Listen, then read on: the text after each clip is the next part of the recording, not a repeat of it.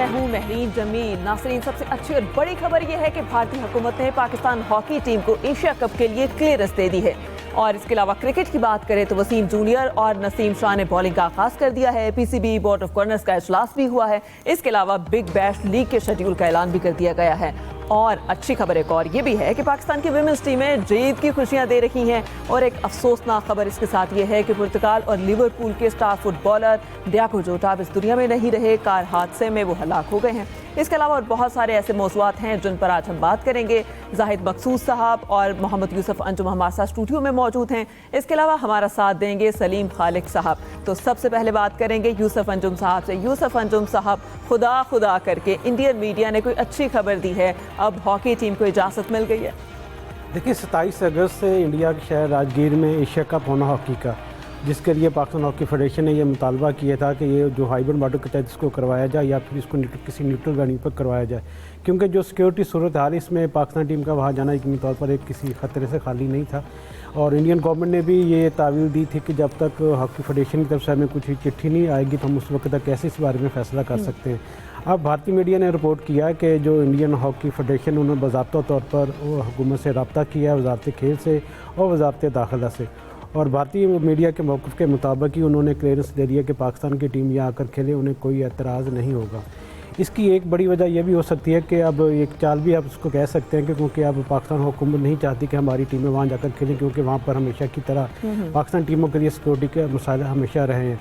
माजी में ही बहुत सी ऐसी मिसालें जब पाकिस्तान की टीम वहाँ गई तो हमें थोड़ा सा मुश्किलात का सामना करना पड़ा, खिलाड़ी भी अंडर प्रेशर होकर वहाँ पर खेलते हैं। अब उन्होंने कमाल महारत से गेंद जो है पाकिस्तान हॉकी फेडरेशन के कोर्ट में डाल दी है कि जी हाँ, हमारी तरफ से हाँ है, अब आप फैसला करें जो भी करना है, आपकी गवर्नमेंट ने या आपने जो इस बारे में हमें बताया। तो इसके सिलसिले में जो पाकिस्तान हॉकी फेडरेशन उन्होंने पहले से रब्ता कर रखा है, जो पाकिस्तान स्पोर्ट्स बोर्ड है और जो मुतल्लिका वजारतें हैं जिन्होंने ये डिसीजन लेना है कि पाकिस्तान की टीम वहाँ जाएगी या नहीं। इसके साथ साथ जो हमारे कप्तान हैं हमारे शकील भट्ट और हेड कोच ताहिर जमान, उन्होंने ये मुतालबा किया था कि इंडिया में बजाय जाने की बजाय बेहतर होगा कि एशियन जो हॉकी फेडरेशन है जो ये सारे मामला देखती है एशिया कप के, उसको चाहिए कि किसी न्यूट्रल वेन्यू पर ये जो इवेंट इसको शिफ्ट किया जाए, क्योंकि ये वर्ल्ड कप का क्वालिफाइंग ग्राउंड भी है और जो टीम इसमें जीतेगी वो वर्ल्ड कप खेलने की हकदार होगी। तो इसके लिए ज़रूरी है कि पाकिस्तान हॉकी टीम को एक बेहतर माहौल में सहूलियत दी जाए ताकि पाकिस्तान की टीम अच्छे परफॉर्म वहाँ पर कर सके। अब देखना यह कि पाकिस्तानी गवर्नमेंट कब तक इस बारे में फ़ैसला करती है। उसके बाद चूँकि वहाँ पर जूनियर वर्ल्ड कप भी खेला जाना है, उसका जो यकीनी तौर पर पहले से चीज़ें हो चुकी हैं कि पाकिस्तान की टीम उसमें ज़रूर हिस्सा लेगी, क्योंकि ये ओलंपिक गेम्स के इवेंट है दोनों हॉकी के जो हैं। और इसमें क्रिकेट की तरह ये नहीं होता कि आपको ज़रूरी तौर पर वहाँ पर आप अगर स्किप भी करेंगे तो आपको इसमें कोई मसाइल सामना नहीं आएंगे। अच्छा। माजी में हमने देखा कि जितने भी इवेंट्स हुए हैं इंडिया में, वहाँ पर चूँकि उन्होंने बहुत दफ़ा और पाकिस्तानी टीमों को वीज़े नहीं दिए, जिसके बाद पाकिस्तान के जो ओलंपिक एसोसिएशन और फेडरेशन उन्होंने रब्ता किया था, जो एशियन बॉडी है इंटरनेशनल और जो ओलंपिक की है IOC की, उनसे रब्ता किया था कि इंडिया को वहाँ पर आप इवेंट ही क्यों देते हैं जब उन्होंने हमें वीज़े नहीं देने। जिसके पर एशियन हॉकी जो ओलंपिक कमेटी है और इंटरनेशनल ओलंपिक कमेटी ने यह फैसला किया था कि इंडिया को ख़बरदार भी किया था कि अगर आपने कोई इवेंट लेना तो इसमें शरीक तमाम टीमों को वीज़े देना, उनकी सिक्योरिटी के यकीनी बनाना आपकी ज़िम्मेदारी होगी, वरना फ्यूचर में आपको कोई हम इवेंट नहीं देंगे। अच्छा। तो हो सकता है कि ये डर भी हो, उनके खौफ हो कि अगर पाकिस्तान हॉकी फेडरेशन बाज़ाब्ता तौर पर IOC या इंटरनेशनल ओलंपिक जो हॉकी की है उसके साथ रब्ता करती है, फिर हो सकता है हमें फ्यूचर के लिए मसाइल का सामना भी करना पड़े। अच्छा, इसलिए अब उन्होंने एक चाल चली है कि चूँकि पाकिस्तान की हॉकी टीम आना नहीं चाहती तो हम कह देते हैं कि ठीक है जी, हमारी तरफ से तो बिल्कुल इजाज़त है, आप जो फैसला करें वो उसके मुताबिक फिर एशियन हॉकी फेडरेशन को आगाह कर दें आप जो करना है आपने। अच्छा, अंडर 18 टीम है हमारी जो चाइना जा रही थी, उसके वीज़ों की कोई डिस्कशन हुई थी, कोई प्रोग्रेस हुआ उसको? जी, अंडर 18 की जो इवेंट है वो तो चाइना में शुरू हो चुका है और उसके लिए पाकिस्तान हॉकी फेडरेशन की जानिब से क्योंकि जो दस्तावेज़ात तैयार करनी थी वीज़ा के हवाले से चाइना एम्बेसी के लिए, उसमें थोड़ी ताख़ीर की गई थी, जिसके बाद आज पाकिस्तान हॉकी टीम को चाइना के वीज़े जारी हो गए और पाकिस्तान की टीम की आज रात रवानगी के इंतजाम किए जा रहे हैं। अच्छा, जाहिद मकसूद साहब, आप क्या कहेंगे, ये जो इंडियन मीडिया ने खबर दी अच्छी, इसके पीछे भी क्या वर्दी है? और क्या अगर क्रिकेट की बात की जाए तो वहाँ भी कुछ बर्फ़ पिघलती हुई नजर आ रही है? कोई तो अच्छी खबर है ही, लेकिन चैंपियंस ट्रॉफी से पहले आपको याद होगा उनकी मुख्तलिफ टीमें पाकिस्तान आया करती थी और पाकिस्तानी टीम भी जाती थी, खुसूसन कबड्डी की टीम आती थी, उनके रेसलर आते थे, डिफरेंट उनकी टीमें आती थी। चैंपियंस ट्रॉफी में जब यहाँ के मीडिया ने भी ये खबरें दी कि आपकी बाकी टीमें आती हैं लेकिन आप क्रिकेट खेलने के लिए तैयार नहीं हैं, तो फिर उन्होंने अपनी टीमों पर पाबंदी लगाई थी। तो मेरा ख्याल है जो भी सेंस है, तफसील तो यूसुफ अंजुम साहब ने बता दी है। एक अच्छे पहलू की तरफ से देखना चाहिए कि पाकिस्तान अब हॉकी टीम जाना चाहती है या नहीं जाना चाहती, क्योंकि ये एशिया कप जो टीम जीती गई वो वर्ल्ड कप खेलने का हक भी हासिल करेगी। लेकिन मैं समझता हूँ कि चलें, इंडियन मीडिया जो मुसलसल नेगेटिव खबरें देता रहता है, अब एक अच्छी खबर भी मैं तो समझता हूँ इस सेंस में है कि पाकिस्तानी टीम को बर्दाश्त करेंगे या उनको क्लियरेंस दे रहे हैं। सही। अच्छा सलीम खालिक साहब, आपकी राय क्या होगी? हॉकी टीम को जाना चाहिए? इसके अलावा अगर क्रिकेट की बात की जाए तो क्या इंडिया के जानब से क्रिकेट के मैदान में भी कोई लचक का मुजाहरा किया जाएगा आपके ख्याल में? देखें, हॉकी टीम का मामला ये है कि पहले जैसे अभी ताहिर जमान का जिक्र हुआ, उन्होंने पिछले दिनों तजवीज़ दी थी हाइब्रिड मॉडल की। इसी शो में हम लोगों ने भी ये बात की थी कि हाइब्रिड मॉडल होना चाहिए, वही सबसे बेहतर है, क्योंकि अब हालात चेंज हो चुके हैं बिल्कुल। जब से पाकिस्तान ने इंडिया का जो जंग में उनको हराया और जिस तरह उनके जहाज वहाज गिराए, उसके बाद वो लोग गुस्से में बैठे हुए, उनके आम लोग जो है वो भी काफी ज्यादा गुस्से में है। ऐसे में हमारी टीम वहां इंडिया में जाकर खेलेगी तो सिक्योरिटी रिस्क हो सकता है उसको। तो गवर्नमेंट भी ज़ाहिर है इस चीज को जहन में रखेगी और सोच समझकर कोई फैसला करेगी, क्योंकि अभी हम देख चुके हैं कि किस तरह से मामला खराब हुए और कोई भी एक वाकया छोटा सा जो चिंगारी फिर से भड़का सकता है, जो बड़ी आग में भी तब्दील हो सकती है। खेल है वैसे, लेकिन इंडियंस का कोई भरोसा नहीं। हम लोग तो कम से कम पाकिस्तानी खेल को खेल ही समझते हैं और वो इंडियन के बारे में हम कुछ नहीं कह सकते। उनको जाहिर है कि पायलट तो मिलेंगे नहीं, तो वो क्या पता वो इन प्लेयर्स के ऊपर ही अपना गुस्सा निकाल दे।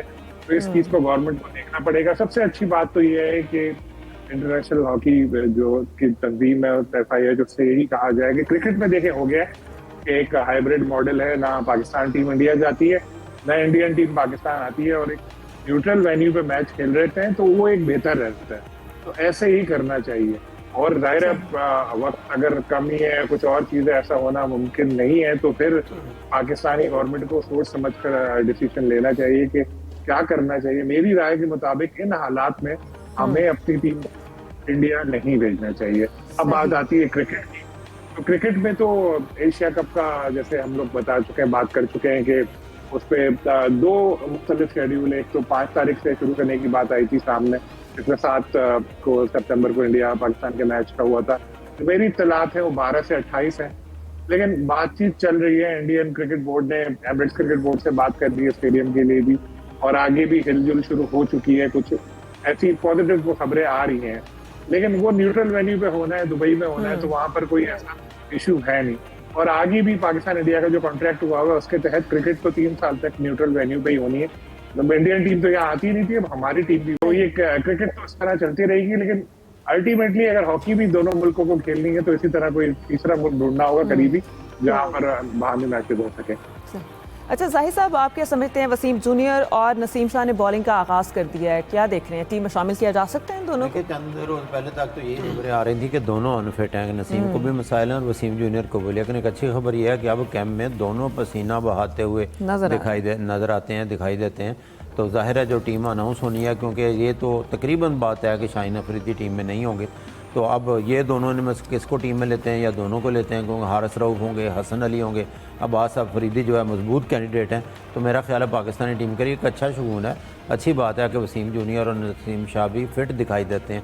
वो हम डेली इस पर जिक्र भी करते हैं, क्योंकि स्किल्स कैंप के कल यूसुफ साहब ने बताया था कि 2 दिन का इजाफा कर दिया गया और थोड़े ही दिन अब बाकी हैं, टीम अनाउंस भी हो जाएगी, फिर कैंप इसका कराची में लगेगा।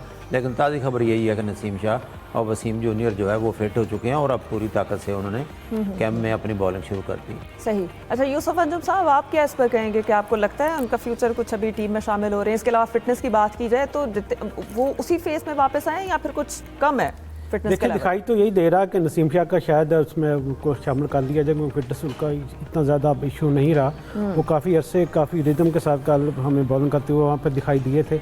मोहसिन नकवी साहब जो चेयरमैन PCB हैं, वो वज़ारत दाखिला की मसरूफियत के बाद काफ़ी अरसे के बाद आज वो PCB हेडक्वार्टर आए थे, और जैसा कि हमने जिक्र भी किया कि पाकिस्तान हॉकी जो पाकिस्तान की क्रिकेट टीम वो तो काफ़ी दिनों से उसको तैयार कर लिया गया था। अब उनकी मंजूरी के बाद मेरे ख्याल में आज उनकी मंजूरी की तरफ से होगी उनके साइन होने के बाद या किसी भी टीम का ऐलान मतवक्को, क्योंकि कल आपको पता है कि कल आखिरी वर्किंग डे, उसके बाद मुहर्रम की छुट्टियां भी होनी हैं, जिसकी वजह से यकीनी तौर पर पाकिस्तान क्रिकेट बोर्ड ये चाहेगा कि जितने भी हेल्थ मामला हैं उनको जल्दी निपटा दिया जाए। और इम्कान यही है कि आज या कल किसी भी वक्त जो टीम का ऐलान है वो कर दिया जाए कि उसके बाद आज 8 जुलाई से कैंप शुरू होना है कराची में। यकीनी तौर पर फिटनेस के हवाले से हमेशा एक पाकिस्तान टीम के साथ सवालिया निशान रहा है, किसी भी ख़ास तौर पर फास्ट बॉलर के हवाले से।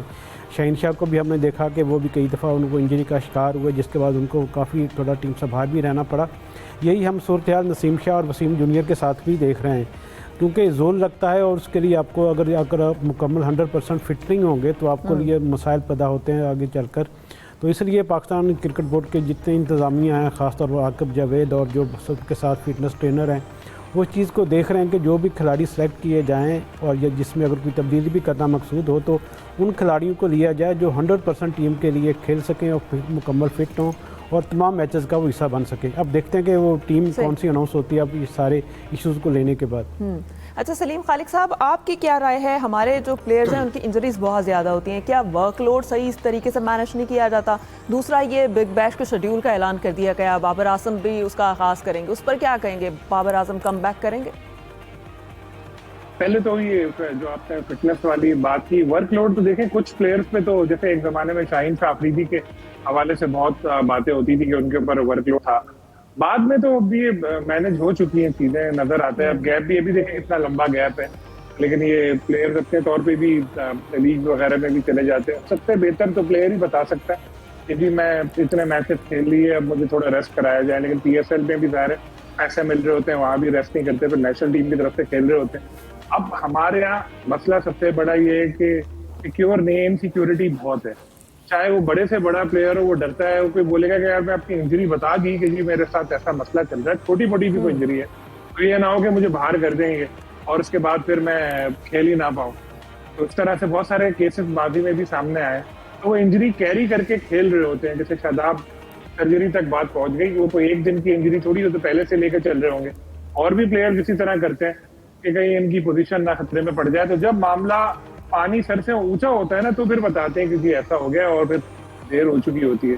तो जाहिर है PCB का काम है कि ये रेगुलरली प्लेयर्स के फिटनेस टेस्ट ले और उनकी जो मेडिकल रिपोर्ट्स है वो सब देखते रहे कि किसको क्या मसला है, उसी हवाले से उनके ऊपर जो वर्कलोड मैनेजमेंट है उसका फैसला करे, तो यकीनी तौर पर इसमें बेहतरी आएगी। और दूसरी बात आपने क्या कही थी?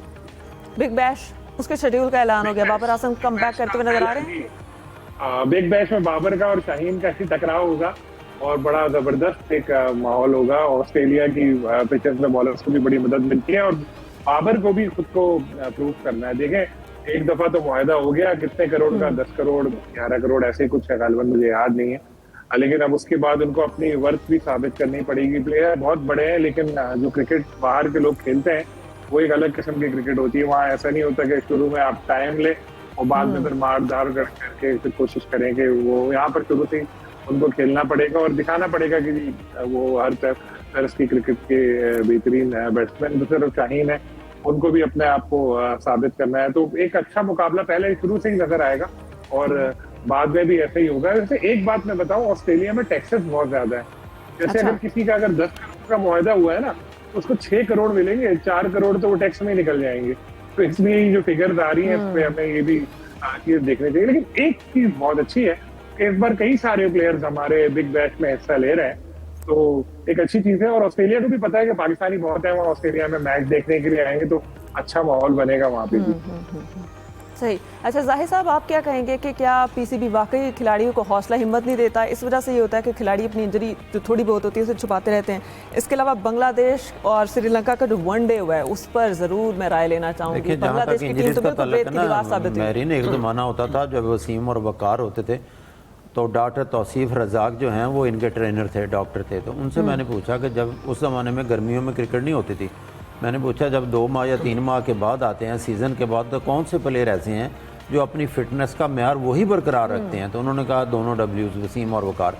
प्लेयर्स ने अपनी इंजरीज़ का खुद ख्याल रखना होता है, खुद अपनी फिटनेस का ख्याल रखना होता है यकीनी तौर पर, क्योंकि उनकी क्रिकेट है, उनका उड़ना बिछाना है, तो ज़ाहिर अपनी इंजरीज छुपाते हैं कि एक दफ़ा टीम से निकल जाएंगे, दोबारा शायद उनकी जगह नहीं बनेगी। उस ज़माने में क्योंकि बड़े खिलाड़ी होते थे, आपने कभी सुना तो सरफराज नवाज अनफिट हो गए, इवन वकार अनफिट हो गया या वसीम अनफिट हो गया, मुसलसल खेलते रहते थे क्योंकि अपनी फिटनेस का ख्याल बहुत रखते थे। जहाँ तक आपने बांग्लादेश और श्रीलंका का जिक्र किया, क्योंकि इस सेंस में अगर देखा जाए कि इसके बाद जो भी पाकिस्तान की टीम अनाउंस होगी उसने 3 T20 जाकर खेलने हैं बांग्लादेश में। तो बांग्लादेश की टीम अभी जो है श्रीलंका में मौजूद है। कल पहला वनडे मैच हुआ जिसमें वो मीडिया ज़राए के मुताबिक वहाँ सांप भी घुस आया था। तो उसमें बांग्लादेश की टीम को अगर देखें तो 245 रन का टारगेट था। 102 पे गालबन उनके 2 प्लेयर आउट थे और 105 पे उनके 8 प्लेयर आउट थे। तो रेत की दीवार साबित होती है। टीमें अभी तक इनके अफर तफरी का शिकार है। टीम एक दिखाई नहीं देखी। नजमुल शंतू ने टेस्ट मैच हारने के बाद फ़ौरन रिज़ाइन कर दिया था कप्तानी से और उन्होंने ये कहा था कि 3 किस्म की क्रिकेट है, टेस्ट, वनडे और T20, तीनों के अलग अलग कप्तान बताएं। बड़ा मुश्किल होता है प्लेयर्स का इसके साथ एडजस्ट करना, क्योंकि टेस्ट के कप्तान नजमुल शंतू थे, मेहदी हसन मिराज जो है वनडे का कप्तान है, लिटन दास को T20 का कप्तान बताया। तो बड़े अफसोसनाक सी परफॉर्मेंस रही वहाँ पे बांग्लादेश की। अब पाकिस्तान जब जाता है और अभी तो इनके 2 यहाँ वनडे भी होने हैं, 3 T20 मैच भी खेलेगी बांग्लादेश की टीम, तो आहिस्ता आहिस्ता में भी अपने आप को एडजस्ट कर लें यहाँ पे। सही। अच्छा यूसुफ अंजुम साहब, आप क्या समझते हैं बांग्लादेश की टीम ने कहाँ क्या क्या गलतियाँ की हैं? देखिए, बांग्लादेश की टीम यकीनी तौर पर जब भी बाहर जाती है, जाकर खेलती है, तो उसके लिए मुश्किलात का उसको सामना करना पड़ता है। अपने घर में तो बहुत अच्छा खेलते हैं, लेकिन बाहर जाकर चूँकि उनके जो खिलाड़ियों हैं तजर्बाकार नहीं है, वो गलतियाँ करते हैं ज़्यादा से ज़्यादा। वो आजकल चूँकि स्मार्ट क्रिकेट आ रही है तो हर बंदा कोशिश करता है वो ज़्यादा से ज़्यादा तेज़ रन करे। बाज़ उनकी जो सबसे बड़ा इशू रहा है वो उनकी ख़राब फील्डिंग का भी रहा है। तो श्रीलंका के साथ वनडे में भी थोड़ा ऐसा ही हमें देखने को मिला, क्योंकि आपको पूरी प्लानिंग के साथ मैदान में जाना पड़ता है, जिसके बाद ही कामयाबी आपको मिलती है। श्रीलंका की टीम अपने होम ग्राउंड पर वैसे भी ज़्यादा अच्छी उसकी परफॉर्मेंस रही है, उसके लिए किसी भी टीम ने खासा उसको टफ टाइम कभी भी नहीं दिया। दूसरी ये रिज़ल्ट तो मुतवक्को था जो हमें सामने आया। अब देखना यह कि पाकिस्तान के ख़िलाफ़ जो बांग्लादेश की टीम जब अपनी सरज़मीन पर खेलेगी तो उसकी परफॉर्मेंस में कितनी बेहतरी आती है, क्या जो उन्होंने गलतियाँ पहले की क्या उनको वो दोहराने में कामयाब होते हैं, या पाकिस्तान की टीम वहाँ भी अपने फेवरेट के तौर पर मैदान में जाएगी। सही। अच्छा सलीम खालिक साहब, बांग्लादेश की टीम की गलतियाँ क्या क्या हैं, इस पर आपकी भी राय लेंगे, लेकिन यहाँ पर वक्त हुआ है ब्रेक का। नाज़रीन आप हमारे साथ रहिएगा, कहीं मत जाइएगा। वेलकम बैक नाजरीन। बात हो रही है खेल और खिलाड़ी की, इस पर राय लेंगे सलीम खालिक साहब की। सलीम खालिक साहब बताएगा बांग्लादेश की टीम ने कहाँ गलतियां की और पाकिस्तानी टीम को क्या अब डरने की जरूरत नहीं है? देखिए, सबसे पहली चीज तो ये है कि 100 रन पर उनका 1 आउट था और 105 रन पे उनके 8 आउट हो गए, यानी 5 रन पे उनकी 7 विकेटें गिरी। ये तो ऐसी चीज है कि अगर पाकिस्तान टीम के साथ ऐसा होता तो हम लोग तो इंक्वायरी के मुतालबे कर रहे होते। बहुत ही गैर मामूली मैच हुआ। मैं देख रहा था, मुझे लगा कि मैं हाईलाइट्स देख रहा हूँ, पता चला लाइव मैच है और आउट भी स्पिनर्स कर रहे थे। तो इतनी वर्स्ट परफॉर्मेंस, इतनी खराब परफॉर्मेंस, क्या ऐसा एकदम हो गया था कि इनकी टीम ऐसी बिल्कुल ही ढह गई? और जो तस्कीन अहमद उनके जो पेसर है, उन्होंने बाद में प्रेस कॉन्फ्रेंस में कहा कि हम लोग दबाव का शिकार हो गए थे, एकदम खौफजदा हो गए थे। देखिए, जो मुझे वहां से खबरें मिल रही हैं बांग्लादेश से, जो मीडिया के जरिए पढ़ने में पढ़ता हूँ मैं, तो ये लग रहा है कि वहां पर इख्तलाफात बहुत ज्यादा है। एक कैप्टनसी का इशू भी चल रहा है। वैसे भी उनकी टीम कौन सी बहुत तगड़ी है, वो तो ओकेजनली कभी कभी एक आध मैच में बड़ी जबरदस्त परफॉर्मेंस नजर आ जाती है। उसके बाद तो असल बांग्लादेश तो यही है। कितने साल हो गए उनको, 25 साल हो गए टेस्ट स्टेटस हासिल किए हुए, इंटरनेशनल क्रिकेट खेल रहे हैं। क्या उनकी परफॉर्मेंस है गैर मामूली, बस कुछ उंगलियों पे गिन सकते हैं। लेकिन साथ में अगर हम अपनी टीम को देखें तो हमारी टीम का भी कोई भरोसा नहीं होता, अनप्रेडिक्टेबल है। कभी कभी क्या, अभी रिसेंटली अमेरिका ने हमें हरा दिया था, जिम्बाब्वे से हम हारे, यही बांग्लादेश से हम दोनों टेस्ट अपने घर पर हारे। तो हमारा भी कोई भरोसा नहीं है, इसलिए बिल्कुल हरगिज आसान हरीफ ना समझे और अपनी मुकम्मल सलाहियतों के साथ हिस्सा लें और प्लेयर्स को चाहिए देखभाल के खेल के सीरीज जीते हैं आराम से, कोई रिस्क ना ले। लेकिन मुझे उम्मीद है कि जो हमारे अक्सर है वो अच्छे इंशाल्लाह नताइज आज का आएंगे सामने। अच्छा सलीम खालिक साहब, वहाब रियाज के बारे में खबरें आ रही हैं कि वो दोबारा से बॉलिंग करना चाह रहे हैं, और सेकंड ये कि शाहीन की कोचिंग के भी ख्वाह हैं और कहा जा रहा है कि उन्हें एनओसी मिल जाएगा इस बार। जी देखें, एक साबिक क्रिकेटर्स की लीग होती है, लेजेंड्स लीग, उसके जो ओनर हैं पाकिस्तान की जो टीम एक बनती है वो कामिल खान वकार यूनुस के जो ब्रदर इन लॉ हैं, उनकी टीम है। पिछले साल उसमें यूनुस और मिसबा भी थे, इस बार शायद ना हो। तो वहाब रियाज भी उस टीम में शामिल है। वहाब रियाज आपको पता है कि पीसीबी के साथ भी मुंसलिक है। उन्होंने पीएसएल में भी कोशिश की थी एक टीम की बॉलिंग कोच बनने की, लेकिन पीसीबी से उन्हें एनओसी नहीं मिला था। इस बार शायद उनको एनओसी मिल जाएगा, क्योंकि बोर्ड वाले ये कहते हैं कि यहाँ से भी पैसे वहां से भी पैसे, तो अब कोई शायद रूल तो पहले ये है कि जब तक दूसरे लीग में खेलेंगे उनको यहाँ पीसीबी की सैलरी उस दौरान नहीं मिलेगी। लेकिन ये एक अजीब सी बात होती है कि जो पीसीबी के ऑफिशियल है दूसरी जगह जाके खेले, क्योंकि वो मेंटोर्स के भी बहुत हैं, वहाब रियाज और जो एक मेंटोर है सरफराज, वो भी खेल रहे हैं यहाँ पे। कई शर्जील खान भी ये इवेंट खेलते नजर आएंगे। आसिफ अली सबसे ज्यादा हैरान कौन है, वो भी है। वहाब के हवाले से ये बातें भी सुनने में आई है कि वो चाहते हैं कि जो चाइनीज टीम है उसकी फ्यूचर में जब कभी उनको कभी मौका मिले तो वो कोचिंग भी करे। लेकिन अब ये पीसीबी की तरफ जाता है कि वो क्या करे। लेकिन जिस तरह आपने देखा कि वहाब रियाज की जो कैंप लगा हुआ है, इसमें डेली एक तस्वीर आ रही होती थी, फुटेज आती थी कि वहां बॉलर्स को सिखा रहे। ये हम लोगों को मेंटली प्रिपेयर किया जा रहा है कि देखो वहां आपको कोचिंग करता रहा, वो कैंप में भी अपने कोचिंग की है। लेकिन वहाब रियाज को तो खुद सारी जिंदगी कोचिंग की जरूरत रही, वो क्या किसी को सिखाएंगे अब आके। तो मेरा ख्याल है कि कोचिंग की हद तक ठीक नहीं रहेगा ये कि जो ये खेल रहे लीग्स वगैरह जो साबिक क्रिकेटर्स के हैं, या जिस तरह पीसीबी ने कोई छोटे मोटे काम उनको दिए हैं रखे हैं उधर ही। कोच वगैरह तो होना चाहिए कोई ऐसा बंदा जो आपको इंस्पायर कर सके।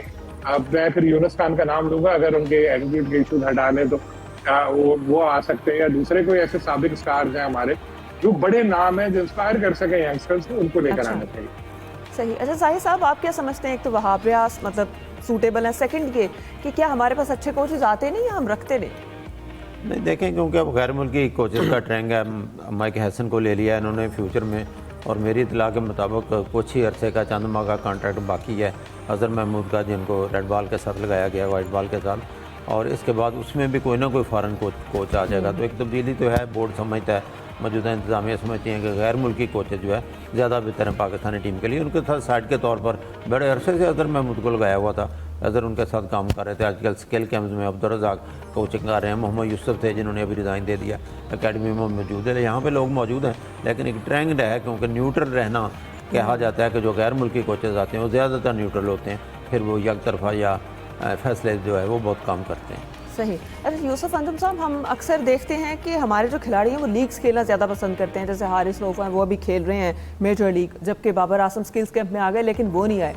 तो हमारे जो खिलाड़ी हैं वो लीग्स क्यों खेलते हैं? क्या पैसे ज़्यादा हैं, क्या इससे फ़ायदा ज़्यादा होता है, परफॉर्मेंस बेहतर होती है? देखें, ये पूरी दुनिया में ट्रेंड है, तो दुनिया के तमाम जो बड़े क्रिकेटर्स हैं उनको लीग में मदऊ किया जाता है। एक अच्छी बात है कि खिलाड़ियों का लीग क्रिकेट में जाना उनके यकीनी तौर पर। पाकिस्तान से जब आप मसरूफ़ हों, आपकी मसरूफियत ना हो टीमों की, तो आपके लिए ज़रूरी होता है कि अपने आप को फ़िट रखने के लिए, ख़ास तौर पर मैच फ़िट रखने के लिए आप खेलते रहें। तो ये लीग क्रिकेट का ट्रेंड काफ़ी अर्से से पॉपुलर हो रहा है। पाकिस्तान सुपर लीग भी इसी हवाले से होती है कि उसमें गैर मुल्की खिलाड़ियों को भी मदऊ किया जाता है। तो इससे ना सिर्फ खिलाड़ियों की जो फिटनेस है उसको बाहर रखने में मदद मिलती है, बल्कि उनको ज़ाहिर यकीनी तौर पर बैंक बैलेंस में भी इजाफा होता है। और हारिस रऊफ आजकल चूँकि उनका खासा एक बड़ा नाम है पाकिस्तान टीम के हवाले से कि वो पाकिस्तान के कामयाबी में उनका बड़ा किरदार है, इसलिए लोग उनको प्रेफर करते हैं कि पाकिस्तान के जो ख़ासतौर पर बॉलर्स हैं और बैटर्स हैं उनको लीग का हिस्सा बनाया। यही वजह है कि अब ये जो बिग बैश हो रही है इसमें भी पाकिस्तान के 7 खिलाड़ियों को पहली दफ़ा से शामिल किया गया। इससे आप अंदाज़ा लगा सकते हैं कि पाकिस्तान की इनफरादी तौर पर जो खिलाड़ी में बड़े नाम हैं, इतनी तौर पर तमाम लीग जो मालकान हैं टीमों के वो भी चाहते हैं कि पाकिस्तान के खिलाड़ी उन लीग का हिस्सा बने। इसलिए मेजर लीग में भी आपने देखा कि हारिस रऊफ के साथ साथ दूसरे पाकिस्तान के जो ऐसे नाम हैं जो इतना ज़्यादा पॉपुलर नहीं हुए, लेकिन उसके बावजूद वो भी अपना लीग खेल रहे हैं। तो अच्छी बात है। इसको मज़ीद मेरे ख्याल में आने वाले दिनों में आप देखेंगे कि जो T10 लीग है ये भी जो जितने बड़े ममालिक ये भी करवाने के लिए वो प्लानिंग कर रहे हैं। सही। अच्छा सलीम खालिक साहब, आप क्या कहेंगे? PSL की कल बड़ी इंपॉर्टेंट मीटिंग्स हुई हैं, क्या फैसले हुए, क्या कहते हैं, ज़रा अंदर की कोई खबर?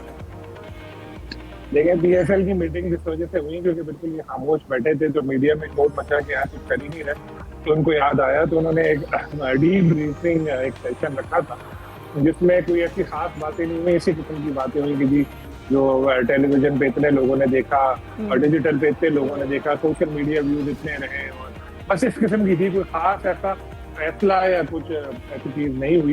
लेकिन अब शायद जागे हैं क्योंकि इनको जगा दिया गया है PSL वालों को, तो अब हो सकता है कि अब काम में थोड़ी तेजी आए, जैसे हम पहले डिस्कस कर चुके। बहुत बड़े बड़े काम बाकी हैं अभी, और शुरू तो करें। तो होपफुली एक आगाज था, और अब सलमान नसीम साहब अपनी शायद कोई टीम बनाए, उसके बाद वो दूसरे जो नई टीमें आनी है उनके हवाले से सोचे, इन टीमों की वैल्यूएशन हो और जो राइट्स वगैरह बेचने हैं वो हो। तो ये बहुत लंबा एक काम है और होपफुली इसका अब स्टार्ट हो चुका है।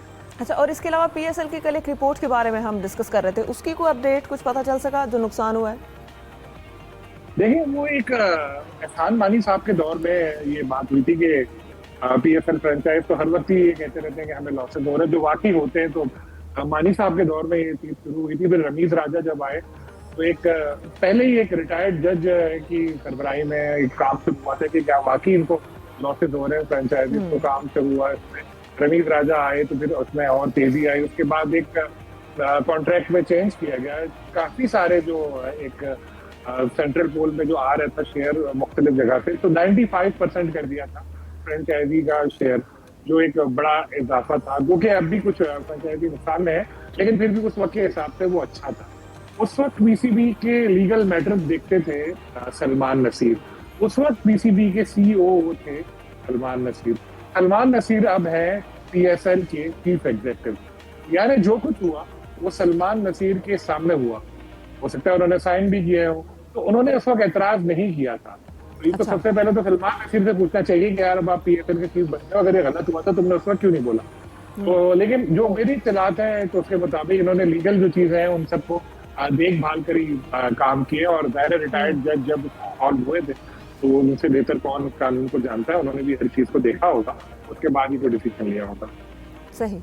अच्छा यूसुफ अंजुम साहब, PCB की गवर्निंग बोर्ड का इजलास हुआ, बड़ा अहम फैसले भी हुए हैं, क्या इत्तलात है इस हवाले से? देखिए आज चेयरमैन PCB की सदारत में गवर्निंग बोर्ड का इजलास हुआ, जिसमें साबिक कप्तान जहीर अब्बास जो अब गवर्निंग बोर्ड का हिस्सा है वो भी उसमें मौजूद थे।